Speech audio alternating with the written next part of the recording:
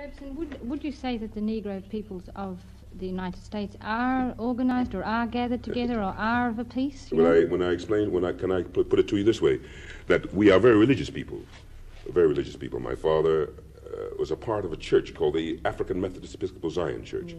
Yes. It numbers about 1 million people across the country. My brother is pastor of one of the largest churches in New York, the Mother Church. It led the struggle for freedom in the time of slavery. It was founded in 1796, something like that. Great heroes of our people came out of our church. We are extremely highly organized, 1 million. Out of 18 million, there are Baptists, 4 million organized, 3 more million organized. We are the most organized people almost on the face of the earth. And we are so organized, that if the Negro people of New York, Michigan, Illinois, and the main populated states of America tomorrow, I mean this week, decide to vote as one unit, if they ask, is Nixon going to help the Negro people most? Do we think he will? Or Kennedy? Whichever way we decide will decide who's president of the United States. That's how organized we are. With that, I don't know that organized is quite the word I meant. Okay. I meant although that ends it, but as of one mind, perhaps. Well, no, I say, like today, we are of one mind on this. We want our freedom. Yes. We want, let's put it another way, we want to be full citizens, first class, not second class. Now, I'd like to we want to go to school as everybody else. That's right. How is it that the American Negro, who for so long has been a second-class citizen in the United States... Still is, I'm sorry. Well, how is it that he's contributed so much to American culture? Well... Music, dance, everything you can think of. Well, I have to be very modest about that. I would say certainly as we look at the African peoples in Nigeria, for example, I just got a wonderful invitation to go to Nigeria to be present at the installation at the Governor General Ezekwe, an old friend, who will now, and I had to cable him. I'm in Australia.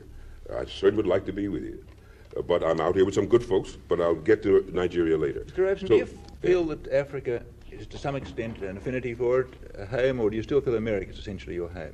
How do you feel? Well, let me come here. I'll come to that in just a second. But to come back to it, so I would say the Africans and the American Negroes have turned out to be an extraordinarily gifted people. The great tragedy is that by not making us full-class citizens as yet in America, they may be losing, I don't know how much yet. And to come back, I would say that unquestionably, I am an American, born there. My father slaved there. Upon the backs of my people was developed the primary wealth of America, the primary wealth. You have to have accumulated wealth to start, to build. You did it another way here in Australia. You had to build your accumulated wealth too. You just came and took it, you know what I mean? And that's what they did in most of the countries. That's what you Europeans did. You just took it. We got to catch up with you a little bit. And so in America. So there's a lot of America that belongs to me yet, you understand? But just like a Scottish American is proud of being from Scotland, I'm proud for being African. Now, in our school books, they tried to tell me that all Africans were savages, till I got to London and found most of the Africans I knew were going to Oxford and Cambridge and doing very well, and learned their culture. And even once somebody had the temerity, after one had conquered the Chinese people and imposed upon them the opium trade and everything else, to suggest that they were a backward people, just the people who had been civilized so long over the rest of you folks didn't make any sense at all. So somewhere, it was wonderful to find about the colored peoples of the world that they were very advanced. So I would say today that I'm an American who is infinitely prouder to be of African descent, no question about it. No question about it. I'm an Afro-American, and I don't use the word American ever loosely again. Now, this was the feeling. This was the feeling. That's right. That when you were in London about 1937, 38, you really had the world at your feet. Then, I mean, you're a tremendous success. You were recognised all over the world, and yet you went back to America. Was this was the feeling that took you back? I felt I had to go back to my people. That's right. The going was tough, and today I can go back. I just had my passport renewed. I could go back to pretty tough times now. But any time I could get a telegram next week that the Negro people had gathered somewhere in one of their conferences, as they could, and say, Paul, in the difficulties that are going on in America, would you come back and help us? I would take the plane as soon as I finished my engagements. Where he opened this last week at the Memorial Theatre in the part of Othello, the Moor of Venice. And it's indeed a great pleasure to welcome Mr. Robeson onto this programme. He's in the studio with Mr. Alvarez, the theatre critic. Mr. Robeson, you played Othello in the 30s and then again in 1944, wasn't it? And has your interpretation of the part changed since then? Well, we'll probably be discussing that as we go along. I would like to certainly say now that it's sort of the culmination of a dream of my life to have the opportunity of playing at Stratford, and certainly want to express my deep thanks to the company there. I remember 1930 being very frightened, my first attempt at Shakespeare. Spent a lot of time trying to learn how to speak English. But remember, the cast, Dame Sybil Thorndike played Amelia, Dame Peggy Ashcroft played Desdemona, Sir Ralph Richardson played Roderigo, and an old friend, Alistair Sim, played the clown. Performance. And the 1944 performance was produced by Margaret Webster, the daughter of Dame May Whitty and Ben Webster. And looking and hearing the distinguished architect, Mr. Frank Lloyd Wright, I remember that we played Othello in 1944 in Madison, Wisconsin. It was my pleasure to visit Taliesin, and glad to know also that he comes from Wales, my beloved Wales. I would say that the interpretations were somewhat different in each performance. The 1944, especially stressing the poetry, taking off and booming it out. And this one has been a very interesting experience. Well, does the audience play any part in your interpretation? The audience plays a very important one, I would say already. Not quite so difficult after the first night, with just the people wandering in who like Shakespeare. And looking forward to all the audiences this summer and winter. Most important to the audience to my mind, is what I feel Shakespeare meant, because I feel that Othello was a black man in a white society, and that the feelings of Brabantio, the father, the sort of the underlying hatred of this man when it came too close, is very important. I had an experience in 1944 of playing in Cincinnati, Ohio, which is just on the border of the South. And from Louisville, Kentucky, across the river, quite a few people came over. And for about half the performance, nobody knew what was going to happen. Everything was very tense. And I was very careful how close I got to Desdemona, for example. I didn't get too close there. And there was real tension. Let's presume, for example, that we could get on the stage and get out of Johannesburg. You know, this would be... Now, somewhere, I think Shakespeare meant this. An audience that would feel it that tensely. I see. Well, now, this is not the usual interpretation of Othello. It's usually interpreted much more as a play about sexual jealousy. Now, are you influenced by any critic in this interpretation? Oh, profoundly. In 1930, I took up the variorum of Shakespeare, and it led me to Bradley, whom I feel is closest to this point of view. And this has been established also and commented upon by Dr. Dover Wilson in the Cambridge edition of Shakespeare, in which he accepts very, very much this point of view. And I feel that this bears a good deal on the credibility of the jealousy, that Othello comes from a different culture. For example, suppose an English lad married, say, a girl from Malaya, and the Malayan Iago started on him. Well, he might not quite know what to do. This is very important, I feel, in the development. The bewilderment is, in fact, a matter of him being a stranger in the society. That's one of the things that would bear on the jealousy. But you're not trying to push the jealousy out of the window, are you? Obviously, you can't put... But this is an extremely important point, too. As Othello says, that he kills not in hate, but in honor. And he says to Iago, you know, I didn't see it, I didn't think it, you know. I slept the next night well. I found not Cassio's kisses on her lips, you understand? And if I had not known it, it had been quite some other thing. But, so it wasn't just the act of infidelity. It was the destruction of himself as a human being, of his human dignity. And may I add, in thinking of the part myself, that I related that dignity not to myself personally, say, in a modern society, but to my whole people.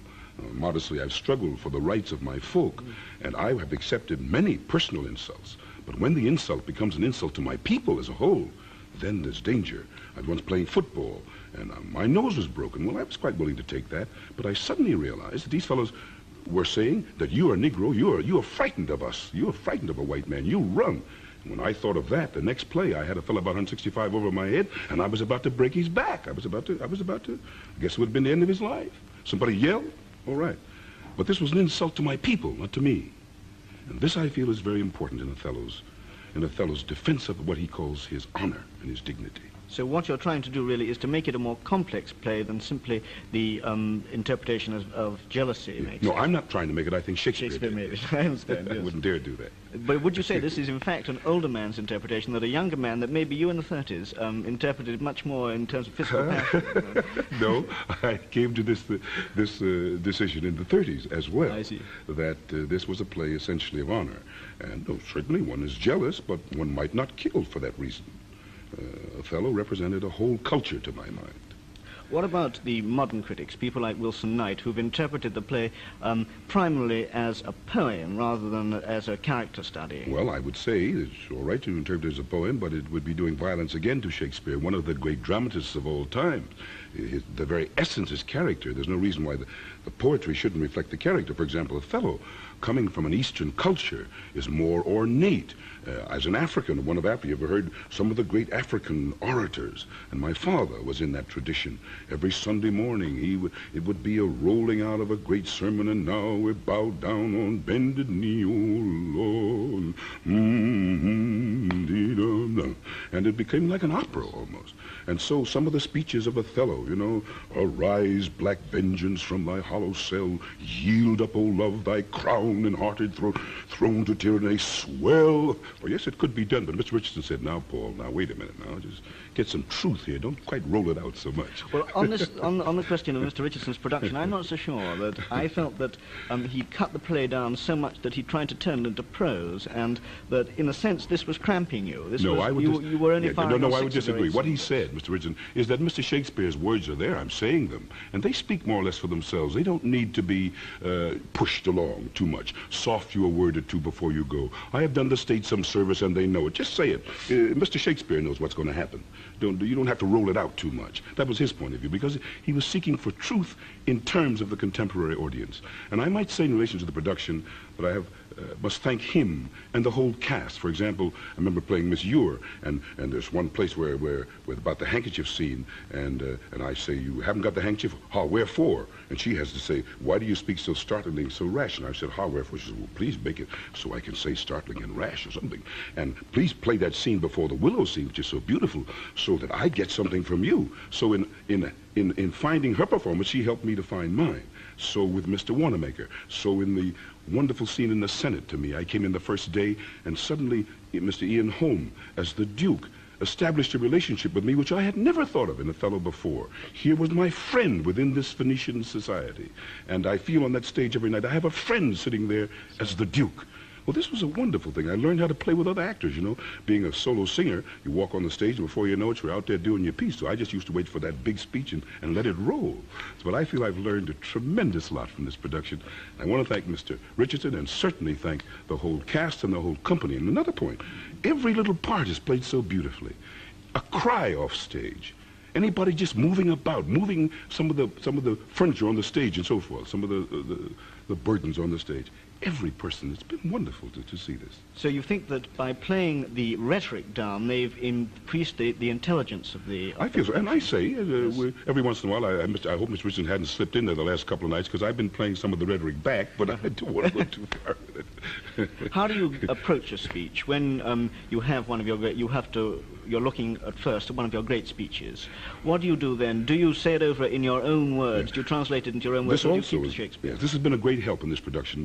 What the actors say, would improvise. And I'd say, now, Iago's telling me, well, now, something's going on here. Beware, my lord, of jealousy. Well, what are you talking about, fella? Well, come clean here. What are you talking about? Give me the... And I say, well, I don't think that's all right. My wife... Why not? And then suddenly he says, well, oh, now, since you give me the right to say so, I'll let it out. Now, look to your wife and look to... Man, what are you talking about? You mean that? You, whom I trust so much, telling me that I must watch my wife with Cassia? Then I translated it back to Shakespeare, but it makes a little sense that way. And another point here, which I might bring out, is that the honesty of Iago is so very important.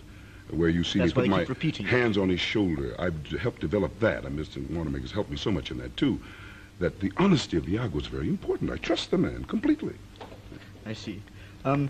But do you think that this playing down the rhetoric is really just consigning Shakespeare to being ham? No. I think it's possible to, in many characters, to speak the poetry very beautifully. I don't think Mr. Richardson means that. He was going for truth, and I feel that the production is a beautiful one. Is Othello your favorite part? By far my favorite part, I must say, to be able to speak these beautiful lines. And I came up on Shakespeare, and especially here at the home of Shakespeare. And I love many modern plays of O'Neill. I wish I could play some of the plays of Casey, which I knew could speak Irish that well. But Othello's real my language favorite part. difficulty there. And it's like music to me. The music of Shakespeare, music to me, and poetry sort of run one into the other. Poetry is music, music is poetry.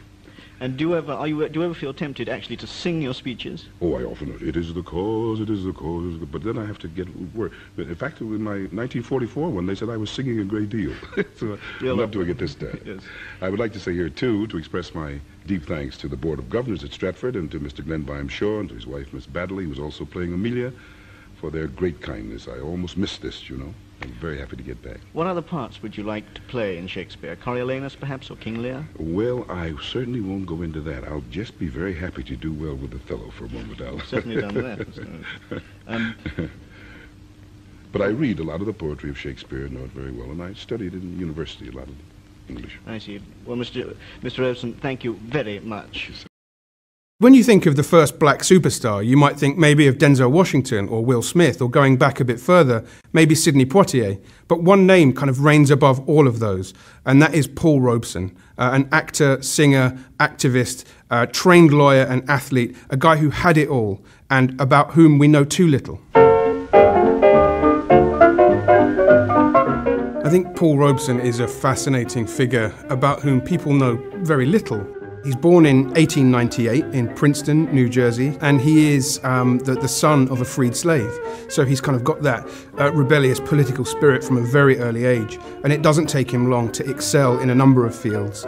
He discovers that he's got this talent for singing and for projecting on stage, so he makes a big hit on stage at college. First, I would say that here is a part which has dignity for the Negro actor. Often we don't get those opportunities. And I would say that my people will be very proud of my or any other Negro actor appearing in such a part. He actually stars in 1925 in his first major feature film, which is a silent film called Body and Soul.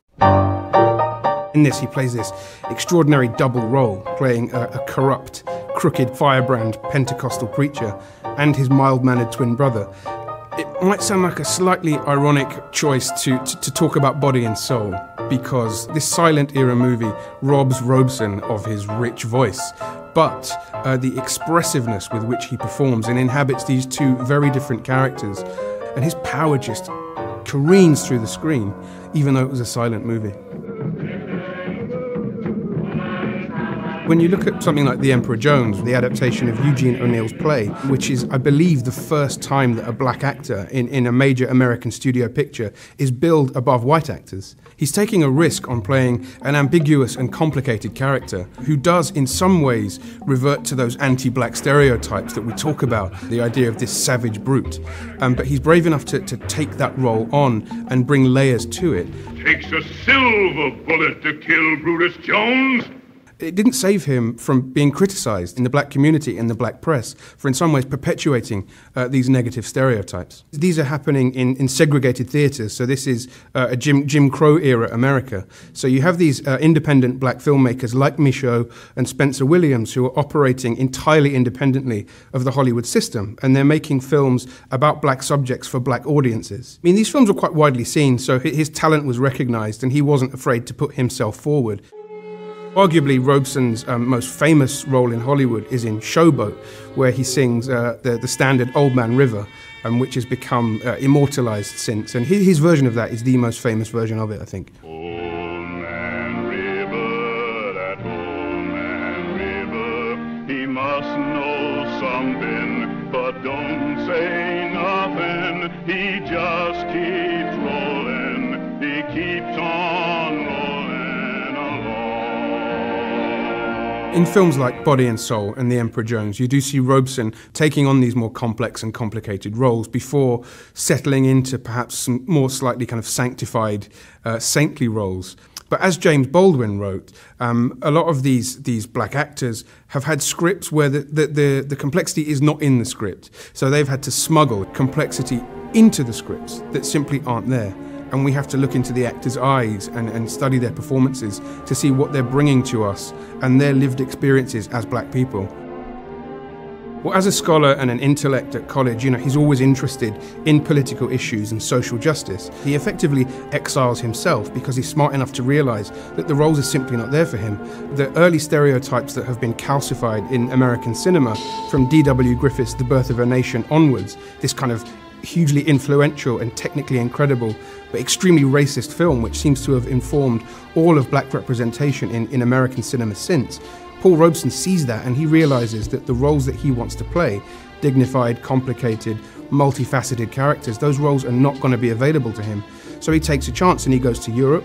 And when he comes to Britain and he stars in films like Song of Freedom and The Proud Valley in Wales, where he strikes up a communion with Welsh coal miners, and he becomes increasingly involved and interested in labour struggles. And that kind of never left him. And when he went back to America, he saw what was happening again in Jim Crow America. This is before the civil rights movement really kicked into gear in the 50s and 60s, and he's seeing injustice all around him. Here's a question of whether one who wants to sing and act can have, as a citizen, political opinion.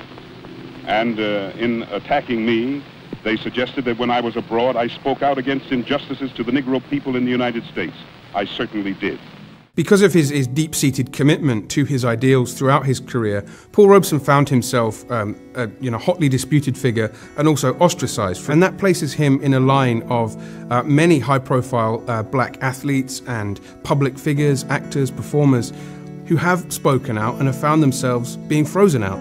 We look at Tommy Smith and John Carlos at the '68 Olympics with their famous Black Power salute, and even up to today with somebody like Colin Kaepernick, who's made a very bold statement and for doing so has found himself frozen out, very much like Robeson was as well. So perhaps when we look at Robeson, we're not looking at someone from the past, but a central figure on a continuum of American race relations. As with so many politically outspoken and controversial figures, there is a note of tragedy to Robeson's final years. His passport had been revoked by the time it was given back to him and he was allowed to travel again. His health was on the wane, so he did go back to Europe, but his career was never able to reach the heights that it should have done. And he died in the late 70s, almost in obscurity, which is a real tragedy for a figure with such colossal talent.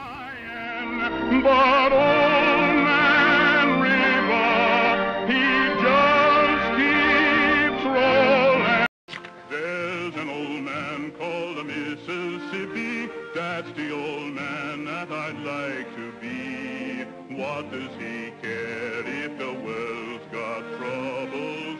What does he care if the land ain't free? Old Man River, that old man River, he must know something, but don't say nothing. He just keeps rolling. He keeps on rolling along. He don't plant potatoes, he don't plant cotton. Them that plants them, he's soon forgotten. But old Man River, he just keeps rolling along. You sweat and strain, body all aching and racked with pain. Tote that box, lift that veil, you gets a little drunk and your land's in jail. I get weary and sick of trying. I'm tired of living and scared of dying, but old Man River, he just keeps rolling along.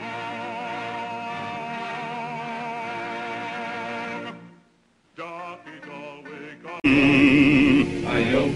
For light is the burden of labor, when each bends his back with his neighbor, so each for all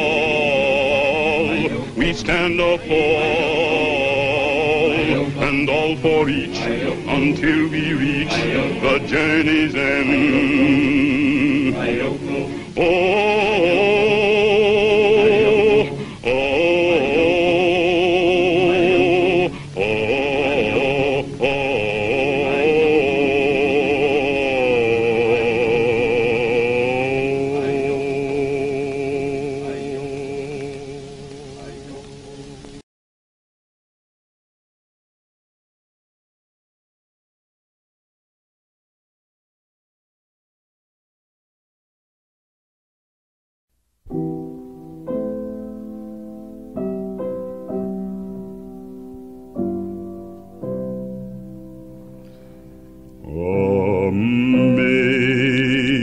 Amazing grace, how sweet the sound that saved a soul like me. I once was lost, but now am found. Was blind, but now I see. 'Twas grace that taught my heart to fear, and grace my fears relieved. How precious did that grace appear the hour I first believed. Through many dangers, toils and snares, I have already come. 'Tis grace that brought me safe thus far, and grace will lead me home. The Lord has promised good to me. His word my hope secures. He will my shield and portion be, as long as life endures.